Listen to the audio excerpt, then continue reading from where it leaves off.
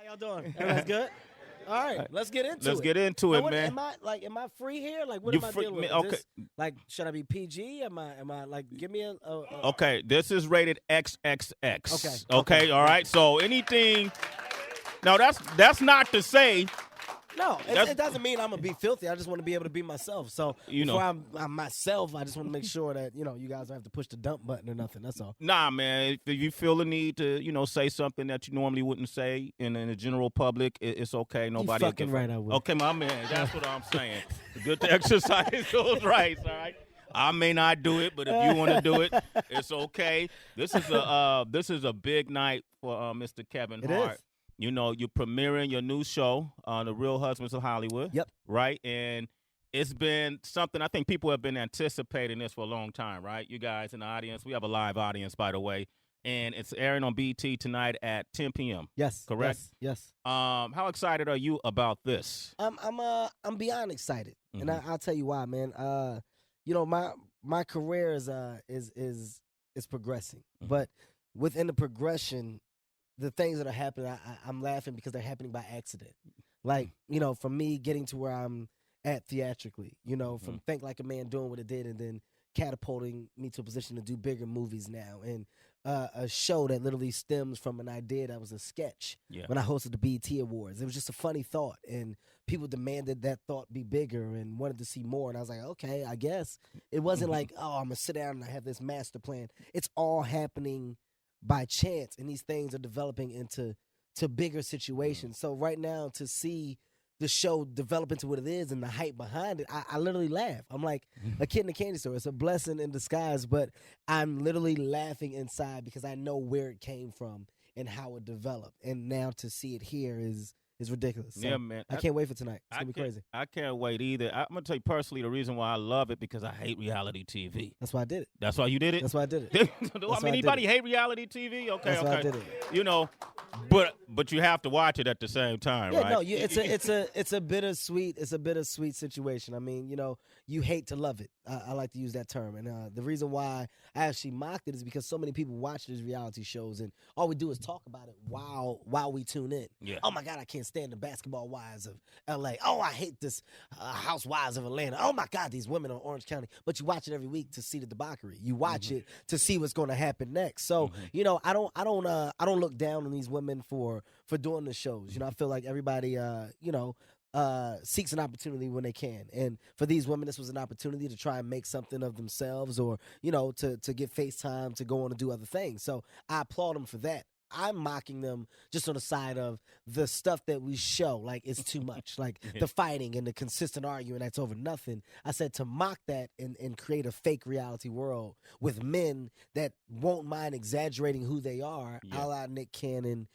Boris Kojo, Robin Thicke, Nelly, myself, Dwayne Martin, JB Smooth. We're literally playing ourselves, but an exaggerated character. It's where all we do is fight and bicker over female-like problems, which is what you don't see men do. Like, you got to think about it. There's no male-driven reality show on TV. So this is the first one, and the fact that it's fake is hilarious. It's hilarious. It's genius. You know what I want to do, man? We gathered a few clips from the show, and I want to run them back and talk about them right now. The Real Husbands of Hollywood with Kevin Hart. See, I almost mixed up the titles. You right almost there. did. Yeah, you almost did.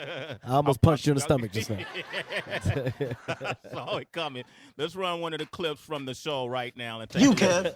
I'm calling you a Kev. Oh, that's funny, because I see a bigger sitting across from me with an apple bottom t-shirt on. Hey, Kev. Oh. Let me tell you something, dude. You're a non-factor, homie. You're a non-factor, dude. Listen, why would I think Nelly is not on the juice? Look like a pit bull on a leash. I ain't never seen nobody neck that strong that's a human. So let me ask you this, man. How much of the script is actually improv, and how much of it is actually written? So much is improv. This show is basically a version of Curb Your Enthusiasm. It's a dulled down version. Curb Your Enthusiasm, Larry David was the source for all problems. Everything was driven around him, and he either had to solve a problem or he was the problem. Within this show, it's the same thing with me. I'm the guy that's divorced. Everybody else is married. And because of that, you have to create situations where people can go in and out of a template, which is what we call our scripts. It's nothing but a skeleton. So everybody brings what they want to bring to their character. And our days, they started off as long days because everybody has so much to give and so much to bring, and it's hard to condense all that funny. But you need to improv. And luckily, we have people who are great at it. Shockingly, Robin Thicke is amazing. Robin Thicke came on and destroyed. Nick Cannon was great. Boris Kojo, his whole arc is just being attractive, and my thing is I feel like Boris is jealous of me because I look better than him. And how does he do? Because you don't see Boris in a comedic role. Dude, he's funny, and that's what makes him funny. Like, he's deadpan, and when you need the straight guys. Boris and Dwayne are more of the straight guys, and I feel like everybody's wife at some point in time. We had a thing. It wasn't, but I tell Boris, you're a little upset at me because me and Nicole had this thing, and he's like, "What are you talking about?" And you flash back, and like me and Nicole went out for coffee, but we didn't really go out for coffee. We were at Starbucks at the same time, and in my mind, it was a date. So I spin these situations into real situations. With Nick, I have a tattoo on my back that says Mariah, the same that Nick has, and the whole thing is nobody knows where the tattoo came from. So they're like, Kevin, what happened? I was like, Mariah knows what happened. And it's like it's just same thing with Paula Patton. I think I get mad at Robin because I feel like he stole Paula Patton from black people. Like we want her back. And he's like, Kevin, what are you talking about? I said, you know damn well what I'm talking about, Robin. Paula wants black people. She wants to come back home. And he's like, what are you talking? It's just literally the most ridiculous situations. But there's so much improvisation within these fake worlds that we create, man. And it's endless. The worlds are literally endless. You guys, you also, I think you're going to have to create a whole new dictionary according to some of the terminology that comes out of this show. I'm going to play another clip from the show, and maybe you could break this down for us. Check this out. What is a Mitch? A Mitch is a male version of a That's right. Instead of saying bitch, I say Mitch. I basically take the B and replace it with an M. It's the most brilliant thing I've ever done in my life. So a Mitch, man. A Mitch is a male version of a bitch. Basically, on the show, we didn't want to say bitch every take. So I said, let's just make it Mitch, because now we're creating terminology. The whole thing is to create a trend within a trend. The fact that we're doing the fake reality show, we need to create fake terms that can catch on. So Mitch is one of them. When we were playing with the 9 factor, I forgot, but it was one of the episodes of the Basketball Wives, and Evelyn was telling the girl, Evelyn and Tammy were arguing. She's like, "You a 9 fucking factor." Nobody cares. She just kept repeating it. So on our show, we say, "You're a factor. You are a factor." like the whole thing when we say is like, that doesn't make any sense. Shut up! It does make sense. You just gotta think. You just gotta think about what I'm saying. You're a factor. You're a factor. People care. Like, it's just the most ridiculous situations. But I literally think the fact that that you have these men and we argue. Like, when I say we argue like women, you literally have no idea. Like, me and Nick get into an argument because Nick invites me over to his house. And when he invites me to his house, he just tells me, "Hey, it's a party. I'm having a little get-together." So I'll go, and I get 2 of the finest women that I have in my life to come with me, and they're dressed skimpy. And then this is me showing off. Like, me and Nick's relationship, we're always trying to one-up each other on who has more money and who's doing better. So I get there, and I have these 2 women with me, and I'm walking in. This is my time. Wait till they see this. And it's a kid's party. And these women, these women are dressed like everything is out. Like, it's just the most scampiest. It's just bad. So Nick is like, "What are you doing, man? Why? It's a kid's party." So I'm like, "You didn't tell me it was a kid's party." He's like, "Well, what did you think it was?" I said, "Come, man, we gonna play." I thought you meant play, like swing play, and the whole thing with me and Nick, like, it's just a constant battle. So he loves to one up me. I love to one up him.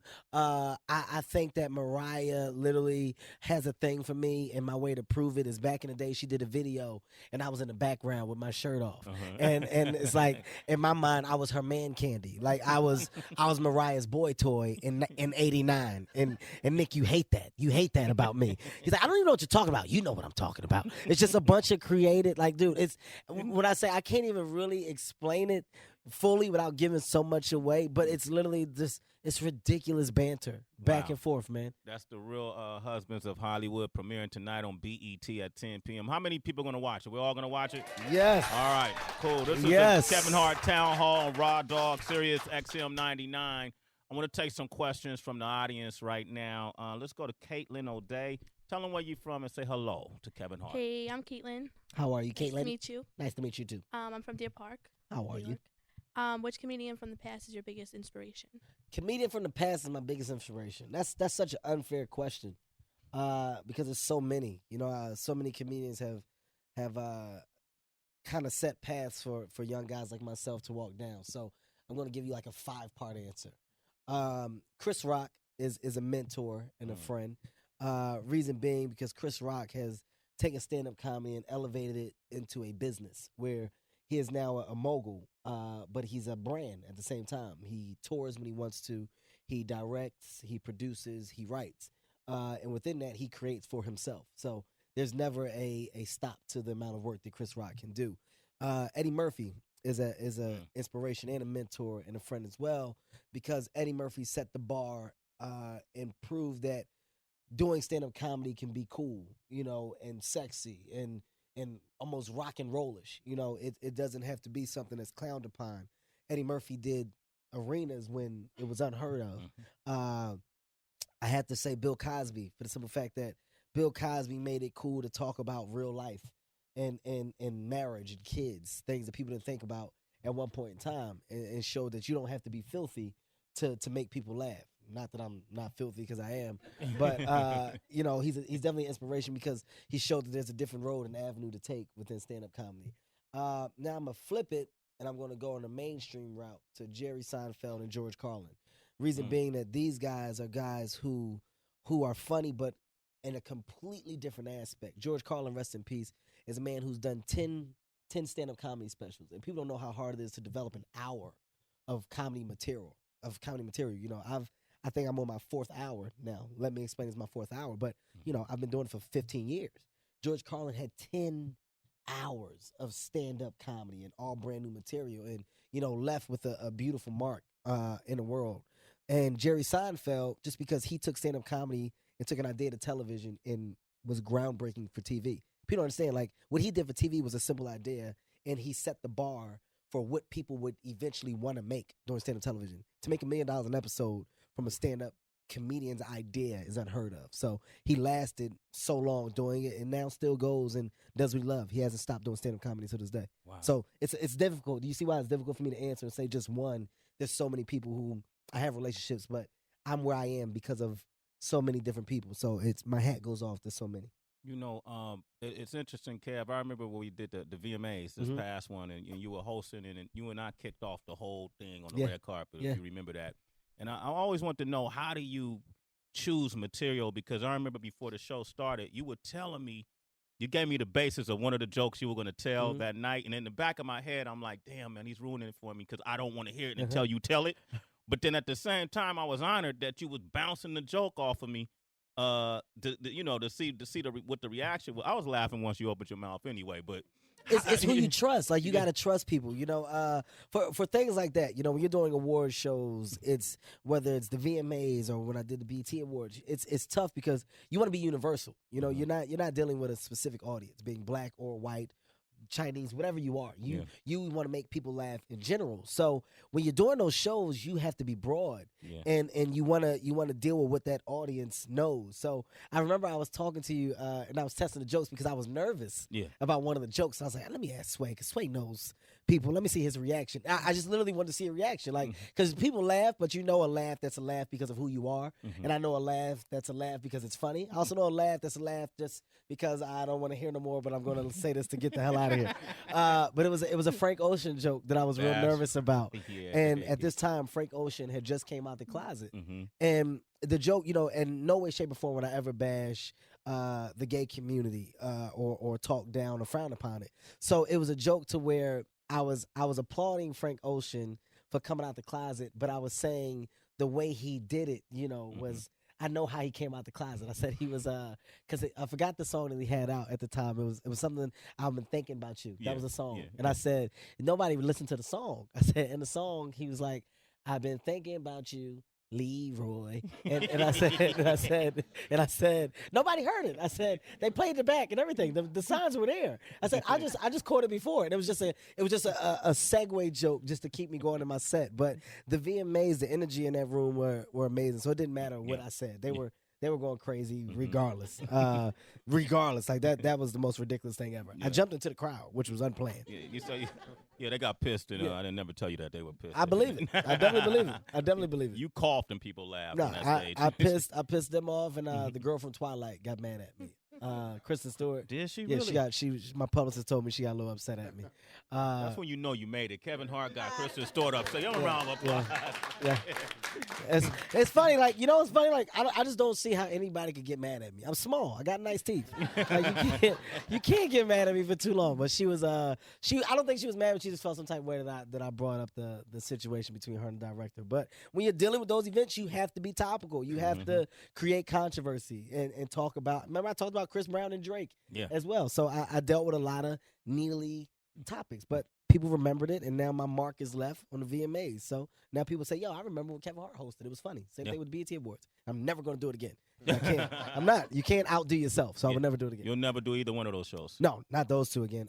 Next one for me is eventually the Oscars at some point in time. You got to constantly evolve, set goals for yourself, and wait for them. I'm a believer. Now that's going to be scary because that's an old crowd. I don't know what the hell. I don't know what I'm going to talk about there. Yeah, but I think you can do it, man. I don't know what the hell I was talking about there. We got Nicholas in the crowd with us. Tell him where you from, Nicholas. Manhattan. How you doing, Nick? Hey, good. I want to say thanks for doing this. First of all, it's really cool. Oh, no problem. This is cool for me too. I like stuff like this. I like to talk, Nicholas. My question is, what's the best advice you ever got from one of your heroes? Best advice I ever got. This goes back to Chris Rock. Chris Rock told me at the time I was starting to develop and stand up. And he said, Kevin, you need to get out the country. He said, right now. He said, it's great that things are going well. He said, but the world is so big and everybody loves to laugh. He said, whenever you need to go, go. Because when they're tired of you here, they're going to love you somewhere else. And I didn't understand it. I was like, yeah, but I'm hot here. Like, I want to stay here. This is going great. He said, get out the country.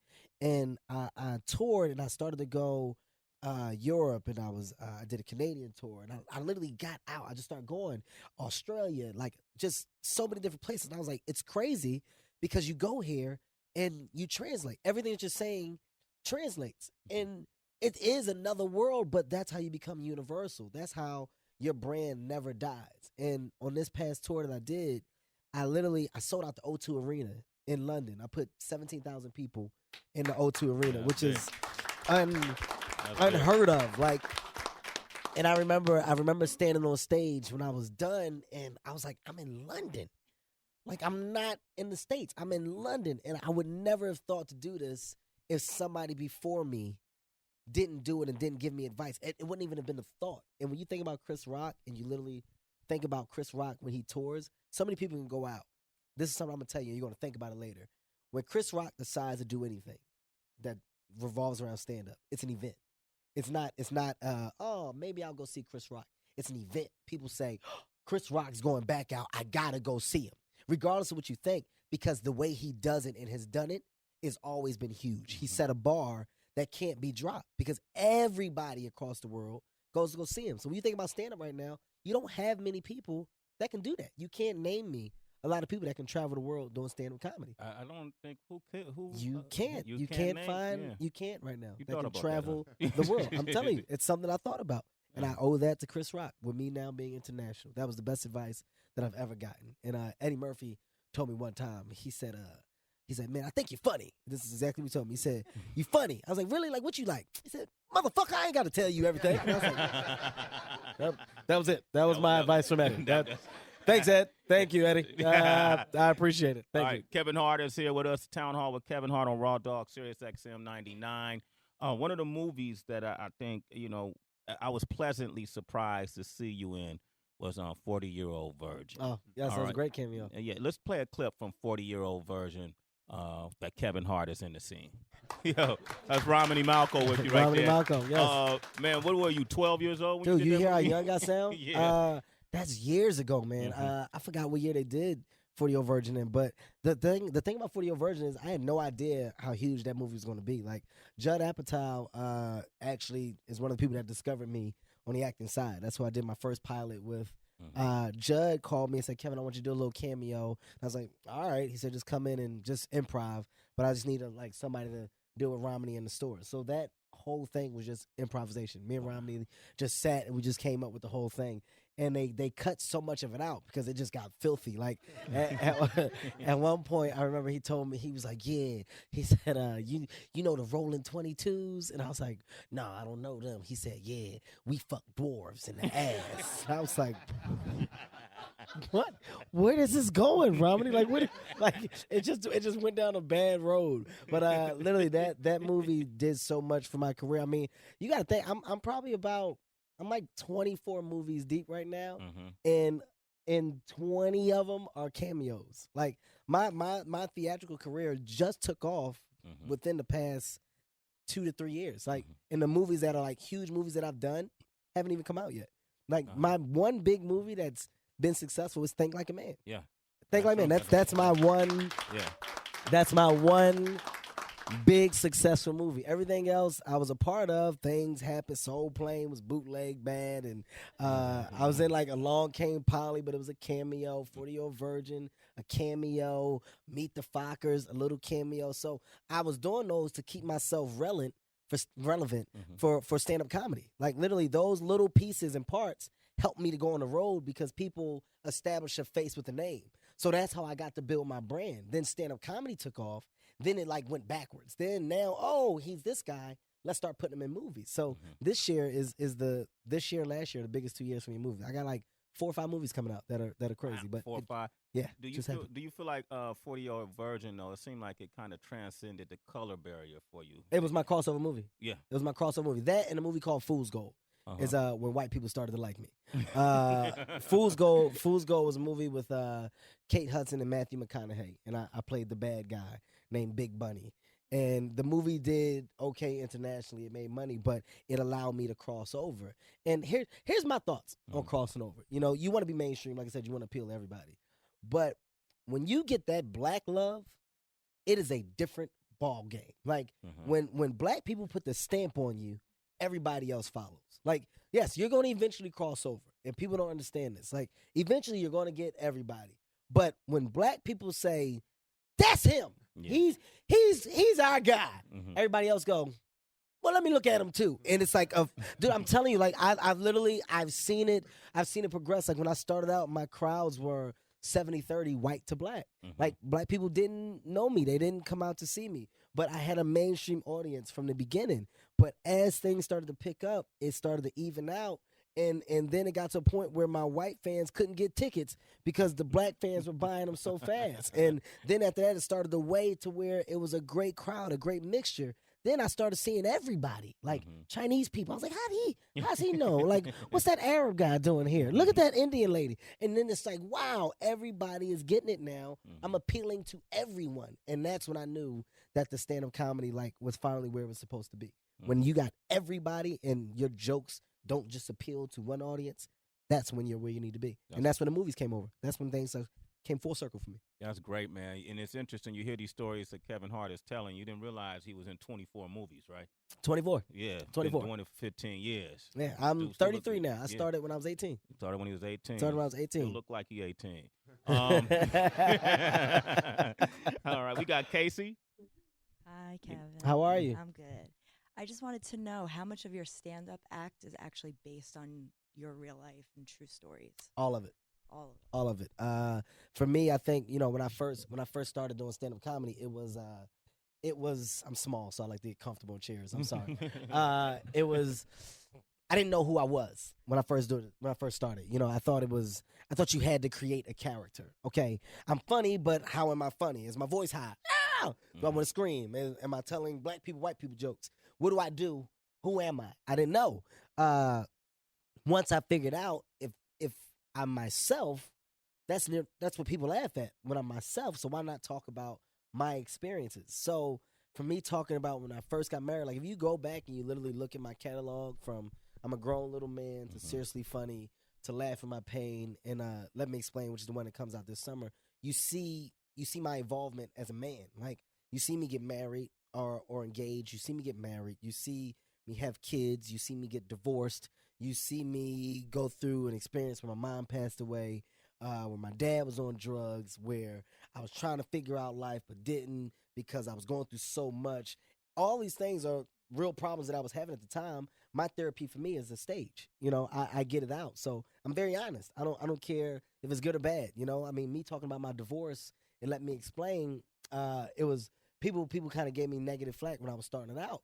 But I would rather be honest about why I got a divorce and my experiences, because I think people respect me later. You know, I got divorced because I fucked up. Like, it's me. I cheated. Sorry. Here it is. Here's the honesty book. Yeah. Oh, God, here's the consequences. But to hear a person going to death and make you laugh about the mistakes that he's made, it means I'm human. And I think people respect you more when you're fucking human. When you feel like you can't be touched and you're better than people and you don't have any problems, it's very hard to relate to that person. If I went on stage and talked about money and houses and cars, eventually you're gonna say he's an asshole. But for me to talk about my kids and hurt and love, and you go, wow, I'm going through the same thing. I respect him. I like him that much more because he's putting it all out there. Yeah.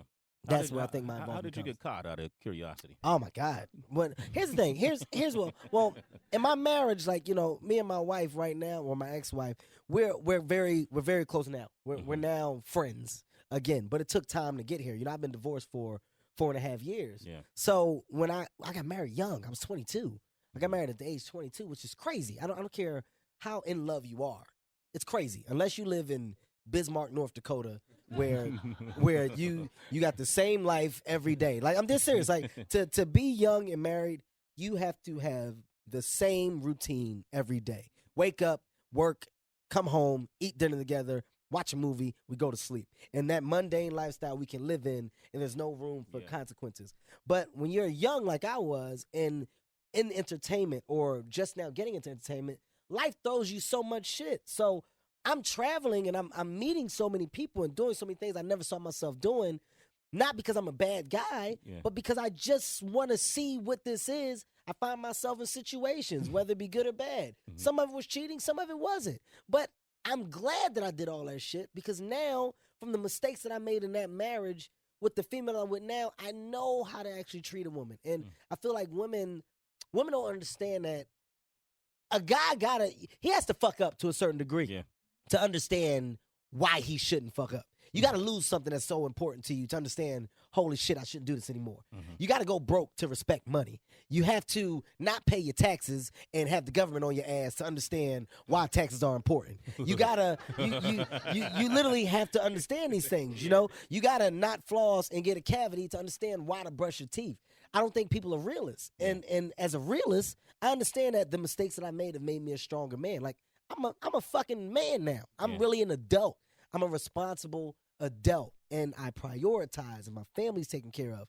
But if you take out all those mistakes that I did and that I made, I wouldn't be the same man that I am now. If you take my dad away doing drugs, I guarantee you I'd be fucking doing drugs right now if I didn't see what it was. I've had experiences that showed me what to do and what not to do. That's why I've developed. That's what's up, man. Kevin Hart, ladies and gentlemen. Kevin Hart. Raw Tag, Sirius 99. Let's go to our next question. Chris. Hey, what's up, Kev? What's going on with you, Chris? Nice turtleneck. Hey, thank you. Yeah, I got a chance to see you in Philly. Love the fire. Oh, thank you. Fire was nice. And my question is, have you ever been heckled, or were people always receptive to your jokes? Of course not. No, I've been heckled. I had a buffalo wing thrown at me one time on stage. I was in Atlantic City. I was at this place called Sweet Cheeks. It was a strip club that they decided to turn into a comedy night. Like literally, like the strippers were dancing. And they was like, "All right, stop!" And the strippers stopped. And it's like, "Let's get ready for comedy." And I was like, "Wait, what?" I just remember them throwing me on stage. And I remember being on stage telling this joke, and this guy was so frustrated with my joke. Listen, I've never seen a person get so angry. Like, this shit makes me laugh. This guy, he was like, will you shut the fuck up, man? And I remember I was like, hey, man, I tried to talk to him. I was like, hey, man, people trying to watch the show. Why don't you just relax? And I just remember this saucy buffalo wing smacked me in the cheek. And it was like, it has so much sauce. I just remember so much sauce. And I didn't do anything about it because I tried. I was like, let me tell you something. I'm doing comedy, but I'm a man first. And he stood up. And I was like, man, I don't need this shit. And I just walked off the stage. But, you know, I've been booed. I've anything bad that can happen has happened. But I feel like those bad things happen to test your character. You know, a lot of people say they want to do something. And the first breeze of tough wind that goes by them, they go, oh, I'm not doing that shit no more. You know, if you really want to do it, do it. Stick in it. And I stuck with it, but I definitely took some shots. I definitely got punched in the face a lot. That was a great question, man. We got Monica from Vallejo. Oh, Monica Vallejo. All right. I'm from Cali, man. Monica's in a hole. She's from a hole. Hey, Monica. How you doing? How are you? I'm from good. Stratford, Connecticut. Okay. So, if you were a comedian or an actor, what would your occupation be, and which comedians make you laugh? Oh, this is tough.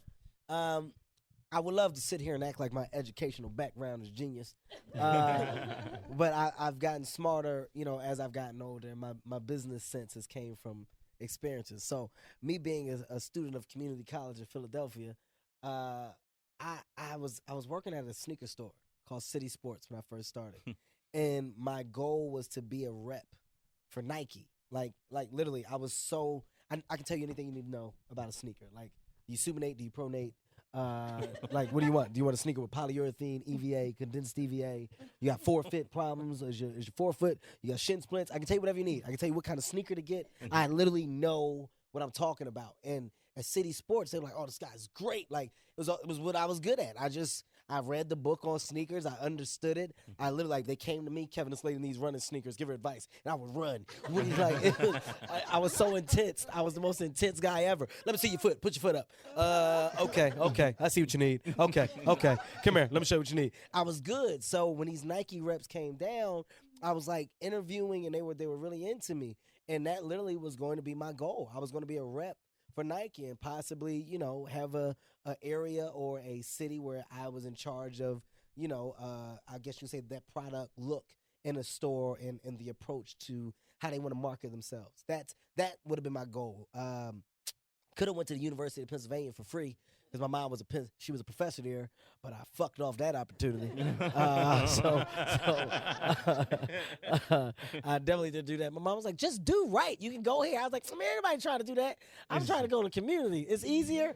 I can show up. It was just the worst. I was the dumbest kid ever. What did she teach your mom? My mom, she was a computer analyst. So she literally broke down computers and gave you the decor of a computer as well as the mock-up of it and how you can create and put your own docs together. Like, she was brilliant. But I was just an asshole, man. Like, for no reason. Like, I wasn't even a bad kid. I was lazy in the school like atmosphere.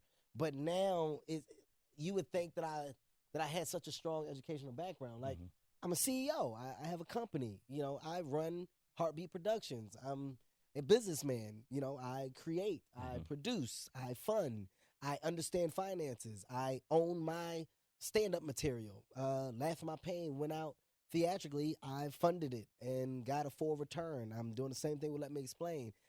Studios try to buy in. I won't allow them. You take a distribution percentage and you just market it, and I'll fund it, everything myself. Like, it's weird. I don't know where the fuck I learned it from or where I got it, but out of nowhere, it's like a beautiful mind. I just woke up one day and started doing numbers, 36, 55. I was looking on the window, but out of nowhere, I literally educated myself, and I'm smart enough to surround myself with people who understand my vision and who have helped shape and mold this company into actually a standing enterprise now. You know, I remember Kevin came on our morning show on Shade 4-5 that we do here on Sirius XM, and Mark Cuban was my guest.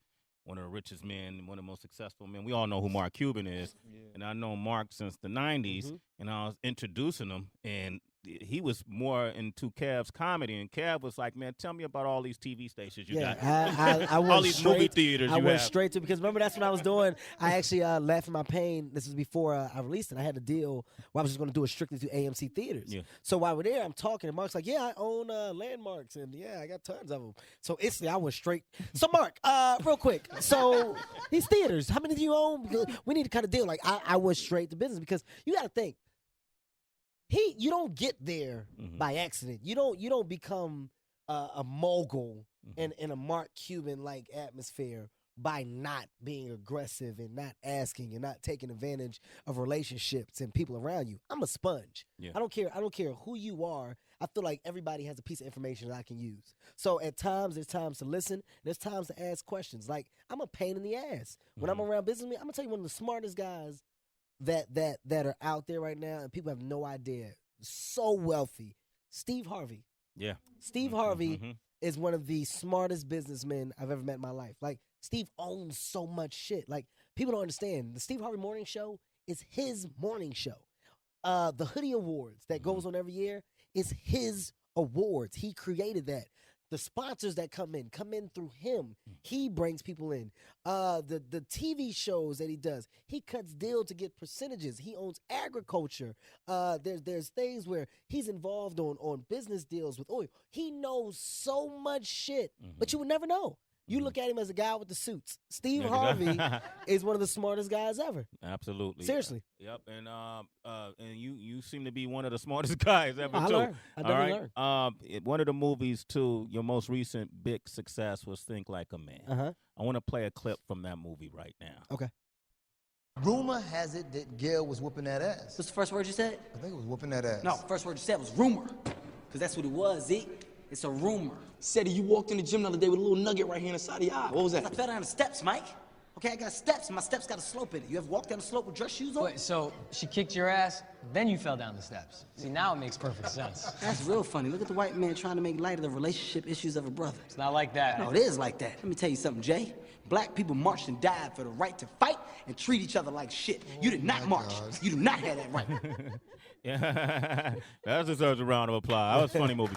And, you know, Steve is based on a book written by Steve Harvey. You know, how did you get involved with that movie, and how did that movie you feel help your career? First of all, that movie did wonders for my career. Steve Harvey had the book out. Will Packer is a producer. Will Packer came to one of my shows. I was in Dallas, and this is before I got to arenas. I was in like a little theater, and Will Packer came. And at the show, he said, "Kev, I want to meet with you. I got a project that I think would be great." This is before the movie was even casted. He pitched it to me. After pitching it to me, I said, "Wow, that's hilarious. I would love to do it." I said, "You know, when are you trying to do it?" He said, "Well, we're going to get the script ready. I just want to know that you want to be involved because I'm going to build the cast, you know, now. I'm going to start building it, but you're the first person I approach." I said, "I'm in." Tim Story's the director, and I met with Tim, and they said, "Look, man, you know, this is going to be a great movie. Clint Culpepper and Screen Gems is producing, but, you know, literally we want your voice to be the voice of the film. From narration, you got to kind of tell the story." And I said, "Yeah, cool." And once again, when I say that I put myself in situations where I don't realize the magnitude of them, I'm like, "Oh, I guess, okay, just going to be a regular movie, whatever, fine, I'll do it." And we wound up putting it together. We got this great cast of people, man, like Taraji and Gabrielle and Terrence J and Romney, Gary Owens, Mike. Like literally, we literally put a great group of people together. Megan Good, and it became a smart film. It wasn't a black movie. And when we were doing it, I said, look, you know, people try to put the stigma when you put a black cast together that you're doing a black movie. And I said, why not make a good film that can just be considered a good movie, regardless of the race or who you have? A movie is a movie. They shouldn't be categorized because of the color of the cast. And I said, the smarter we make the film, the more people, the more people have to respect that it's a smart movie. We wound up doing it, and we came out opening weekend. Movie did, I think, about 30-something million. Yeah. And I think to date, Think Like a Man is at it's over 100 million worldwide. But no one saw this coming. No one saw that this movie was going to do what it did, and it did well internationally. Where for a while people were like, you know, black films don't go international, and it's like, take the stigma off. A movie's a movie. It'll do it if you give it the opportunity. And because of that, we're doing Think Like a Man 2. I think we start filming this summer in Vegas. But because of the success of that movie, people now looked at me as a leading man. Yeah. So they said, Kevin, we feel that you were great in the film, but there's an opportunity to be a leading man. So after that, I did a movie called About Last Night. I just finished one with Ice Cube called Ride Along. And I'm currently right now filming one called Grudge Match with Sylvester Stallone and Robert De Niro. I just inked a deal. Me and Will Ferrell are about to do a movie together. I start one with Seth Rogen at the next year, and my stand-up film comes out this summer. But this is all from Think Like a Man. You take Think Like a Man away, I have none of these opportunities because people don't know that I can actually bring people to a box office. So Think Like a Man is the reason for a lot in my life right now. That's big. That's big. You said Robert De Niro. Yo, listen, this has tripped me out. Like, let me tell you how creepy and crazy this is. So we're at a table read, before we do the movie, and Robert De Niro, Sylvester Stallone. There's Robert De Niro, Sylvester Stallone, Alan Arkin, and Kim Basinger. So I'm literally like I'm in the middle of Robert De Niro, Sylvester Stallone. Like, it's basically us three. We're the stars of the film.